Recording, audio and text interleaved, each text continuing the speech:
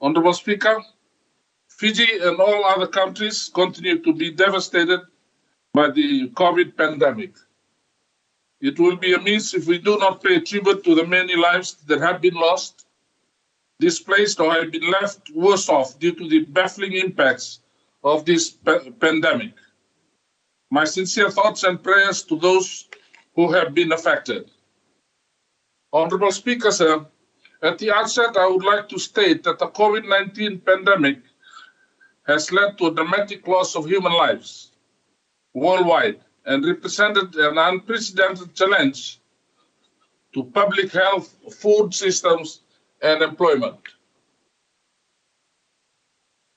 The economic and social disruption caused by the pandemic is devastating. Tens of millions of people are at risk of falling into extreme poverty, while the number of undernourished people currently estimated at nearly 811 million could increase by the end of the year. The pandemic has impacted our entire food system and has laid bare its fragility. Border closures, trade restrictions, and confinement measures have been preventing farmers from accessing markets, selling their produce, and agricultural workers from harvesting crops, thus disrupting domestic and international food supply chains and reducing access to healthy, safe, and diverse diets. The pandemic has decimated jobs and placed millions of livelihoods at risk. As breadwinners lose, Honorable Speaker, Fiji, like many other nations, have worked tirelessly in addressing the ever-changing impacts of this pandemic. I must acknowledge the Fijian government for its efforts to ensure that all Fijians are catered for while we move towards economic recovery.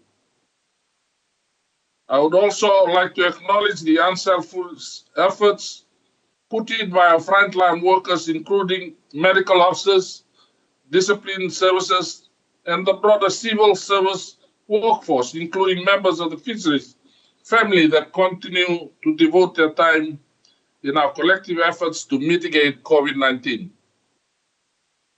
This is done through vaccination, and we are thankful for our development partners in helping expedite our access to free vaccines for all Fijians. Honorable Speaker, sir, our continued efforts to ensure the protection of all Fijians have also warranted changes to our legislations. As a result, those in low-income countries are marginalized populations, including small-scale farmers and settlements, are the ones that are affected the most. Honorable Speaker, now more than ever, we need an enabling environment of governance, mechanisms, and institutions to make the transformations to improve recovery possible. Now is the time for global solidarity and support, especially with the most vulnerable in our societies. Together, we can overcome the intertwined health, social, and economic impacts of the pandemic. We can prevent its escalation into a longer humanitarian and food security catastrophe with the potential loss of already achieved development gains through robust governance mechanisms and institutions. Changes can create and maintain safe workplace environments and ensure that vulnerable members of our society are protected. We have acted to protect everyone. Honorable Speaker, at this juncture, I would like to support and applaud the government for its foresight in the support of the resource-based sectors and in allocation for the Ministry of Fisheries budget for 2021-22 fiscal year. Honorable Speaker, sir, the Ministry has been allocated 13.1 million, with the provinces of 9.7 million for operations and 2.8 million for capital expenditure. This is a reduction of 2.2 or 14% compared to the Ministry's 2020-21 budget of 15.3 million. Like most other government agencies, the ministry will endeavor to make the most out of this budget. This includes facilitating sustainable economic growth that economically empowers our people and national economy. Honorable Speaker, the ministry recognizes the important role that fisheries play in cushioning the impacts of this pandemic on our people and country. As Minister, I must re-emphasize that we are determined to put in considerable effort to ensure that the Fijian people continue to benefit from the fisheries sector. This, Honorable Speaker, will be undertaken through innovative, smart and holistic approaches which support sustainable development goals and address the current pandemic needs for all Fijians. What is the ministry's goal in mitigating pandemic? Our support for our coastal fisheries and our offshore fishing industry has never come at a better time than this. Healing the wounds of this pandemic really begins with supporting our Fijians in doing what they do best, and that is providing for them in contributing toward the growth of our economy. This budget has provided this relief by decreasing the cost burden to our stakeholders so as to give them more financial breathing space. Honorable Speaker, I would like to reaffirm this August House that regardless of the current pandemic implications, the Fisheries Ministry's key objective for the 2021-2022 has not wavered. These key objectives include fostering food security and economic growth. This objective underpins the broader context of focusing on our effort in advanced research and aquaculture, increasing the value of fisheries products through value adding, and diversifying fisheries products targeted at niche markets. It also involves understanding the fishing industry and considering options to support them. Government's renewed efforts with facilitating a lending facility for companies that are keen to change their aged vessels into more energy efficient and with adequate storage capacity is a step in the right direction. The second objective, Honorable Speaker, sir, is mitigating challenges through innovative approaches. This is an important goal for the Ministry of Fisheries, given the growing issue in our national, regional, and global context, coupled with the ever-increasing impact of COVID-19. Being innovative will allow the Ministry of Fisheries to identify problems, formulate solutions, and adapt promptly through cost-effective methods. This includes our ongoing efforts to invest in technology and help with scientific research and with monitoring and compliance, including reducing illegal, unreported, and unregulated fishing. Additionally, the third objective is building resilience through partnership and collaboration. Honorable Speaker, sir, as the saying goes, no man is an island. And as a ministry, we believe that to be truly self-sufficient, we rely on the company and the comfort of others in order to thrive. While putting this into context, the COVID pandemic has taught us just that. In order for us to succeed, we need to collaborate in all areas to achieve our standard goals. Especially this includes strengthening our relationship with the fishing communities, the industry, academia, civil society organizations, and development partners, to name a few. Our partnerships is not only focused on food security and economic growth, but importantly also on the protection and conservation of marine resources, including the establishment of marine protected areas. The last but not the least key objective is optimizing services delivered through our 32 fishery service centers nationwide. Under this objective, the Ministry of Fisheries is determined to maximize utilization and outcome realized from the reduced allocated budgetary provision to efficiently address short, medium, and long-term sustainable fisheries goals. Ultimately, Honorable Speaker, sir, the 2021-22 fiscal envelope will support the Ministry's work of increasing the fisheries sector's contribution in COVID mitigation and help nurse our economy back to healthy levels. Honorable Speaker, I am optimistic that with the 2022 fiscal budget and our collective efforts and commitment, we will be able to do much more. This includes meeting our national, regional, and international goals. Goals that will address poverty, ensure health and well-being, promote gender equality, achieve decent work and economic growth, promote industry innovation, ensure responsible consumption and production, address climate actions, and more importantly, sustain life on land and below water. Honorable Speaker, at this juncture, I would like to highlight the fisheries sectoral budget. For aquaculture, there is an allocation of 2.6 million for research and development, 1.5 million for coastal fisheries, 2.3 million for offshore fisheries, with 2.3 million for technical services. Honorable Speaker, I commend the government for its commitment in allocating the needed fiscal envelope and would like to reaffirm this August House that we are determined to make every dollar count for the Fijian people and the economy. Honorable Speaker, with the allocated budget for aquaculture of $2.3 million, we will be geared towards achieving rapid growth and increasing productivity in the sector. Through a collective effort geared towards partnership, the Ministry hinges on mobilizing the private sector with a clear focus on food security for rural communities.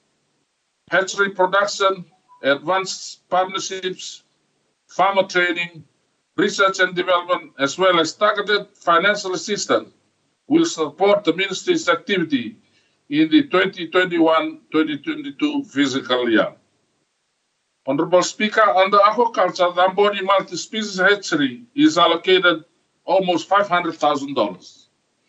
These funds have been earmarked for construction of an upgrade works for the multi-species hatchery. It will also include accommodation facilities to house hatchery staff to maintain breeding and nursing cycles, and also for training opportunities on farm development and hatchery operations. While we are determined to fully utilize these funds, other critical areas of hatchery production, feeding development, and breeding of high-value multi-species of marine and brackish water culture mediums, this will be realized under the existing bilateral partnership with technical support from our bilateral partners. We are fortunate enough to have developed these partnerships in 2019, and with the limitations of COVID pandemic, we are able to fully utilize existing arrangements.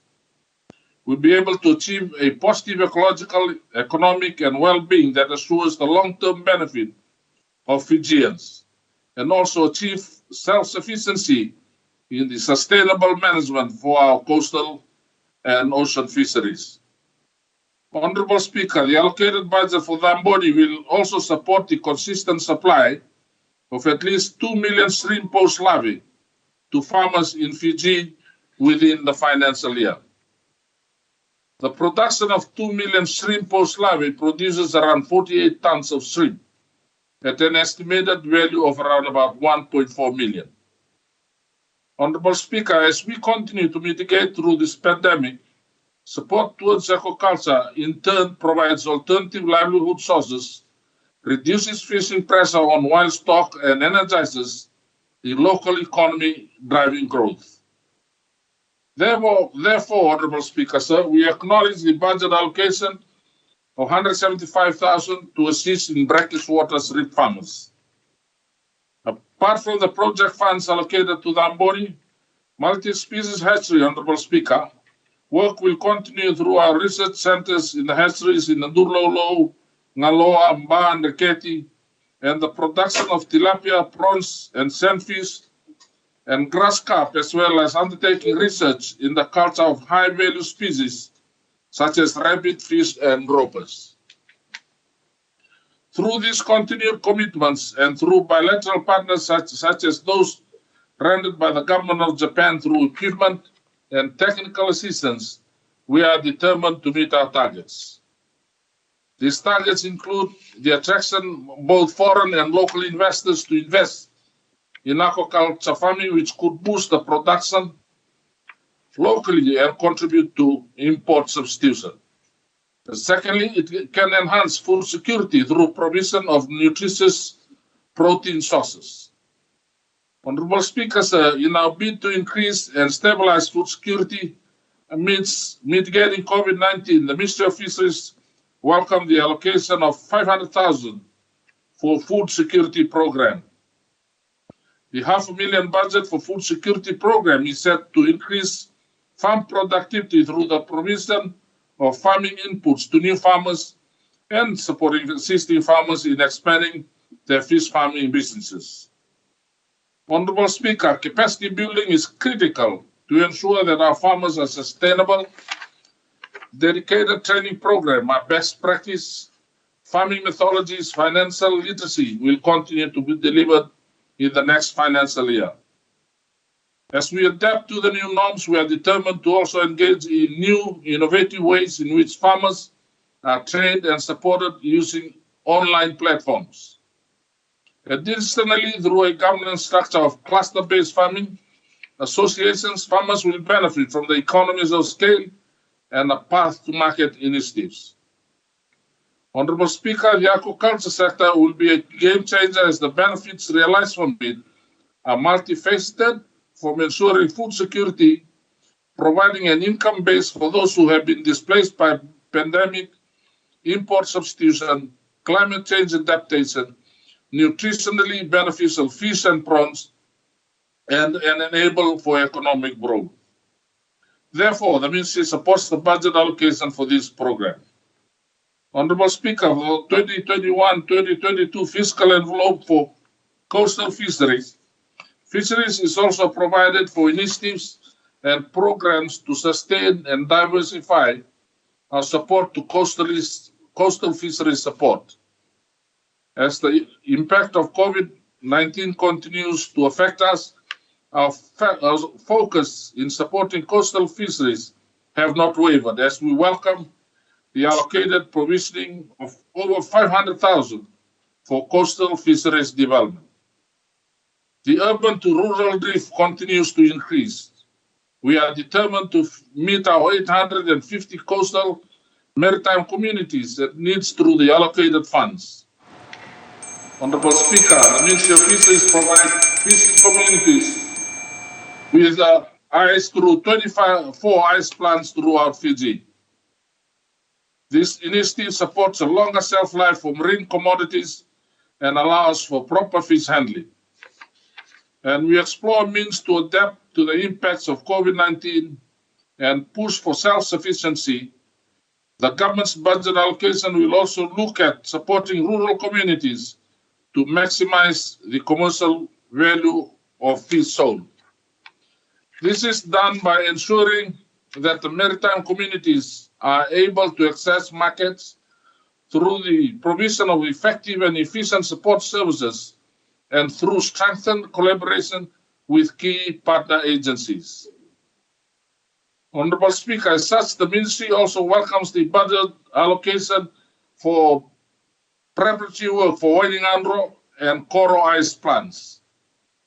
Additionally, the allocation of 2.3 million for extension and advisory services will foster the Ministry's work in sustaining and diversifying every opportunity for our 850 coastal communities. Through the footprint of our nationwide fishery service centers, the Ministry is determined to continue providing license and advisory services for fishing communities, establishment of fishing associations, technical capacity building programs, fed management, equipment maintenance, and activities of monitoring, control, and surveillance. Honorable Speaker, I would like to commend the government for the announcement with a waiver of licensing fee for the 3,000 fees nationwide, and MSAF survey and many fees.